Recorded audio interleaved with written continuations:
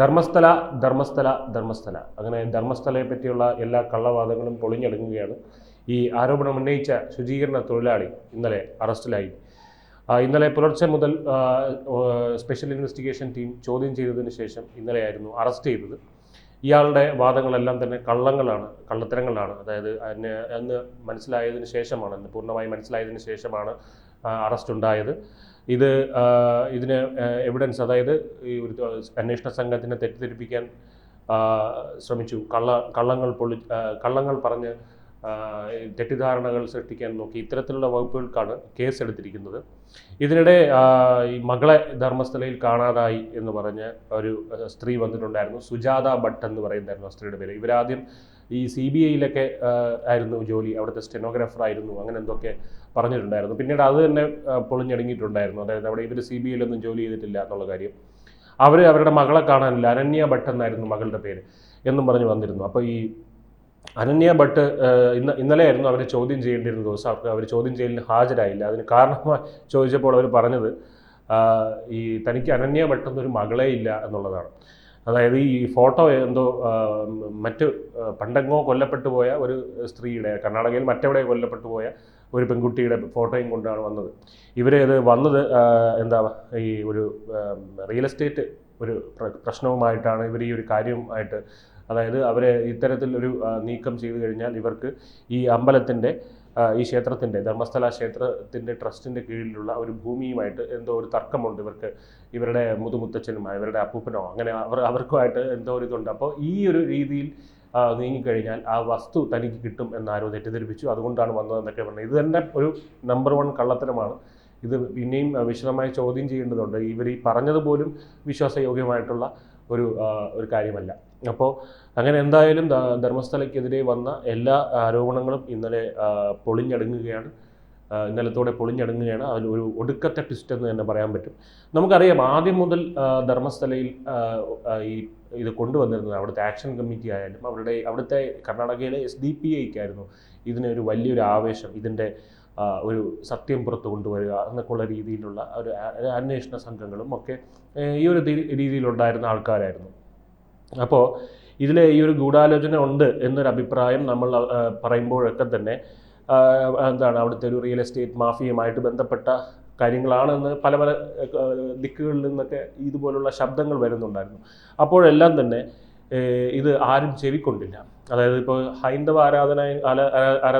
ആരാധനാലയങ്ങൾക്ക് നേരെ ഇത്തരം ആരോപണങ്ങൾ ഉന്നയിക്കാൻ വളരെ എളുപ്പമാണ്. കാരണം ഇങ്ങനെ ഉന്നയിച്ചിട്ട് അങ്ങ് പോയാൽ മതി, അത് കൈകഴുകി കളയുക എന്നുള്ളത്. കാരണം ഈ ആരോപണങ്ങൾ ഉന്നയിക്കുന്നവർക്ക് തെളിയിക്കപ്പെടണം അങ്ങനെയൊന്നുമില്ല. അതായത് അവിടുത്തെ ഒരു സാങ്ക്ടിറ്റി ഇല്ലാതാക്കുക, ഒരു വിശുദ്ധി ഇല്ലാതാക്കുക, അതിനെ കളങ്കപ്പെടുത്തുക എന്നുള്ളത് മാത്രമാണ് ഇവരുടെ ഉദ്ദേശം. അപ്പോൾ ഇതൊരു ആശയയുദ്ധം എന്ന് വേണമെങ്കിലും പറയാൻ പറ്റും. അങ്ങനെ ഒരു ഇതാണ്. അതായത് ഇതിപ്പോൾ ഹൈന്ദവ വിശ്വാസികൾക്കിടയിൽ തന്നെ ആ സ്ഥലം കുഴപ്പം പിടിച്ചതാണ്, അത്തരത്തിലുള്ള ഒരു ചിന്ത ഉണ്ടാക്കിയെടുക്കാൻ പറ്റും. അപ്പോൾ അവിടെ ഇതുപോലെ 100ഓളം പേരെ കൊന്ന്, 100ഓളം പെൺകുട്ടികളെ കൊന്ന് കുഴിച്ച് മൂടിയ ഒരു പ്രദേശമാണ്. അത്തരത്തിലുള്ള ഒരു ചിന്ത, അതായത് നരേറ്റീവ് ബിൽഡ് ചെയ്തെടുക്കുക എന്നുള്ളതാണ്. അതിനകത്ത് കേസ് അതൊക്കെ പിന്നത്തെ കാര്യം. അതായത് നമ്മുടെ നാട്ടിൽ ഒരുത്തൻ ഒരു പീഡന കേസിനകത്തായി പോലീസ് വന്ന് അറസ്റ്റ് ചെയ്തുകൊണ്ട് പോകും.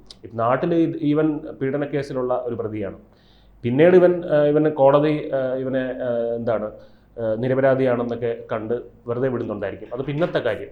പക്ഷേ ഇവൻ നാട്ടിൽ അപ്പോഴും പീഡന കേസിനകത്ത് പോയ ഒരുത്തനാണ്. അപ്പോൾ ഇത്തരത്തിൽ ആരോപണങ്ങൾ ഉന്നയിക്കുന്നവർക്ക് ഇതാണ് ഒരു ലക്ഷ്യം. ഇത്തരം ക്ഷേത്രങ്ങളെ അല്ലെങ്കിൽ ഹൈന്ദവ ഒരു ധർമ്മസ്ഥലങ്ങളെ ഇത്തരത്തിൽ മോശമായി, അങ്ങനെ ഒരു മോശം ലൈറ്റിൽ കാണിക്കുക എന്നുള്ളത് മാത്രമാണ് അതിൻ്റെ സത്യാവസ്ഥ തെളിയുന്നത്. അതൊന്നും പിന്നീട് മാധ്യമങ്ങൾക്ക് തന്നെ അത്തരം കാര്യങ്ങളൊന്നും, ഇപ്പോൾ തന്നെ ഈ ഒരു വാർത്ത ധർമ്മസ്ഥലയിലെ എല്ലാ നുണകളുടെ ചീട്ടുകൊട്ടാരം പൊളിഞ്ഞടുങ്ങിയത് എത്ര മാധ്യമങ്ങൾ റിപ്പോർട്ട് ചെയ്തിട്ടുണ്ട്?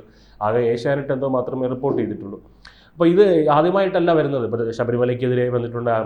മലയരയരുടെ ക്ഷേത്രമാണ്. അതിൻ്റെ ആ പടി 18 പടി അതിൻ്റെ പൊളിച്ച് നോക്കിക്കഴിഞ്ഞാൽ അതിൻ്റെ അടിയിൽ എഴുതിയിരിക്കുന്നത് കാണാൻ പറ്റും, മലയരയരുടെ വകയാണെന്നുള്ളതൊക്കെ ഉള്ളു. അപ്പോൾ ഇതിപ്പോൾ പൊളിച്ച് നോക്കൂല എന്നവർക്കറിയാം. അതെന്തായാലും അപ്പോൾ ഇത്തരത്തിൽ ആരോപണങ്ങൾ ഉന്നയിക്കുക ആ ക്ഷേത്രങ്ങളുടെ പിന്നെ നമ്മുടെ ആശ്രമങ്ങൾ, അതായത് സദ്ഗുരു ജഗ്ഗി വാസുദേവ് കോയമ്പത്തൂരിൻ്റെ അവിടെ പോലീസ് കയറി ഇറങ്ങിയതൊക്കെ അറിയാം. അവിടെ മനുഷ്യക്കടത്തുണ്ട്, അത്തരത്തിൽ ഒക്കെ ആരോപണങ്ങൾ ഉന്നയിക്കുക അവിടെ. അപ്പം പിന്നെ മാതാ അമൃതാനന്ദമയുടെ അറിയായിരിക്കും, കൈരളി ചാനലിലായിരുന്നു ഇത്ര ഒരു വലിയ ആവേശം അത് പുറത്തു കൊണ്ടുവരാൻ. അതൊന്നും ഒരിടത്തും എത്തിയില്ല. അപ്പോൾ ഇത്തരത്തിലുള്ള ഈ ഒരു ഇതൊക്കെ വരുമ്പോൾ തന്നെ നിങ്ങൾ ശ്രദ്ധിച്ചിട്ടുണ്ടായിരിക്കും, ആരോപണങ്ങൾ വരുമ്പോൾ ഇതിന് ഒരിക്കലും 100% ഹിന്ദുക്കളും അതിന് കൂടെ നിൽക്കില്ല.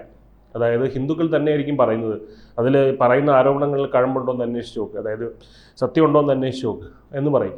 അത് നിങ്ങൾക്ക് മറ്റൊരു മതത്തിലും നിങ്ങൾക്ക് കാണാൻ കഴിയില്ല. ഇപ്പോൾ കന്യാസ്ത്രീയുടെ വിഷയത്തിലാണെങ്കിൽ പോലും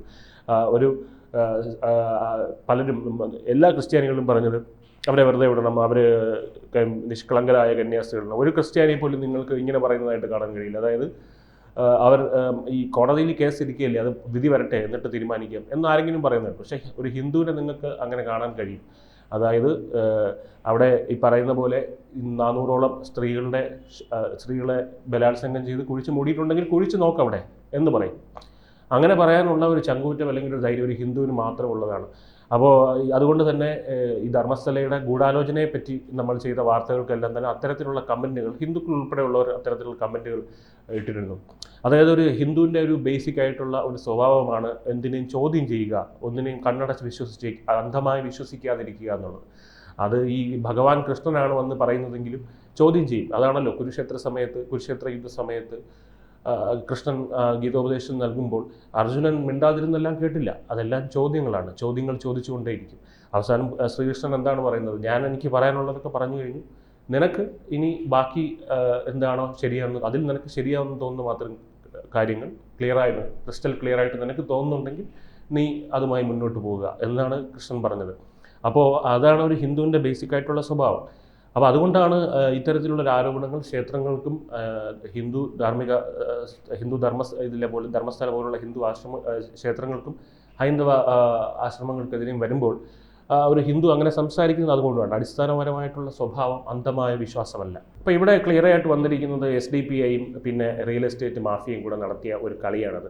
അതായത് റിയൽ എസ്റ്റേറ്റ് മാഫിയാണ്, അവരുടെയാണ് ഇതിൻ്റെ ഒരു പ്രൈമറി ഉദ്ദേശം, അവർക്കാണ് പ്രാഥമികമായിട്ടുള്ള ഇതൊരു പൊങ്ങി വരണം എന്നുള്ള ഉദ്ദേശം അവരുടെയാണ്. ഈ പറയുന്ന സ്ഥലങ്ങളിൽ ഈ മൃതദേഹങ്ങൾ കൊണ്ട് കുഴിച്ചു മൂടിയിട്ടുണ്ട് എന്ന് പറഞ്ഞു. അപ്പോൾ സ്പെഷ്യൽ ഇൻവെസ്റ്റിഗേഷൻ ടീം വരും. സിദ്ധരാമയ്യാണല്ലോ ഇവിടെ ഭരിക്കുന്നത്, കോൺഗ്രസിൻ്റെ സിദ്ധരാമയ്യാണ് ഭരിക്കുന്നത്. അപ്പോൾ സ്പെഷ്യൽ ഇൻവെസ്റ്റിഗേഷൻ ടീം വരാനായിട്ട് ഒരാഴ്ച താമസം ഉണ്ടായി. അപ്പോൾ ഈ ഒരാഴ്ച കൊണ്ട് അവിടെ 450 ശരീരങ്ങൾ ഒരാഴ്ച കൊണ്ട് അവിടെ കുഴിച്ച് ഇടാൻ പറ്റില്ലല്ലോ.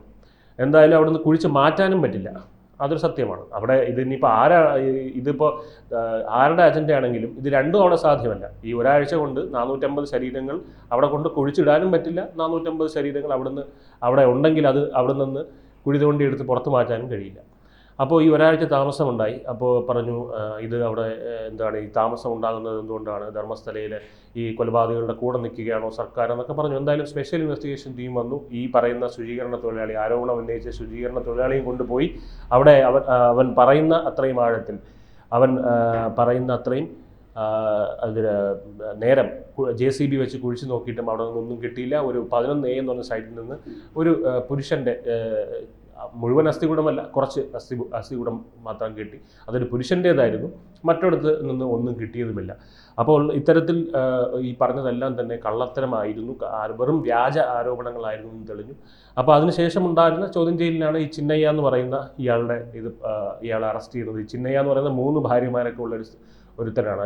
ഇവൻ ലോൺ ഒരുപാട് ലോണുകളും മറ്റെടുത്ത് കൂട്ടിയിട്ട് അവരിൽ നിന്ന് രക്ഷപ്പെട്ട് നടക്കുകയായിരുന്നു. ഈ മാസ്ക് വിട്ട് ഇവൻ ഇതിൻ്റെ ഇടയിൽ നടക്കുകയായിരുന്നു. അപ്പോൾ ലോൺ കൊടുത്തവർ തപ്പി ഇറങ്ങി നടക്കുക. ഇവൻ അവിടെ പോയി ചിന്നയെ കാണാനില്ലല്ലോ എന്ന് പറഞ്ഞ് നിന്നപ്പോൾ ചിന്നയ ഒരു മാസം എന്തായാലും മാസ്ക് ഇട്ട് ഇതിൻ്റെ ഇടയിലായിരുന്നു. ഇവരുടെ മുമ്പിൽ കൂടെ മാധ്യമങ്ങളിലൂടെ ചിന്നയെ നടന്നപ്പോഴും ലോൺ കൊടുത്തവന്മാർക്ക് മനസ്സിലായില്ല ഇവരുടെ ചിന്നയാണ് മാസ്ക് വിട്ട് നടക്കുന്നതെന്നുള്ള. എന്തായാലും ഇനിയിപ്പോൾ ചിന്നയ്ക്കെതിരെ ശക്തമായ നടപടികൾ എന്തായാലും ഉണ്ടാവും. അറസ്റ്റ് ഉണ്ടായി, ഇനി തുടർ നടപടികളിലേക്ക് പോകും.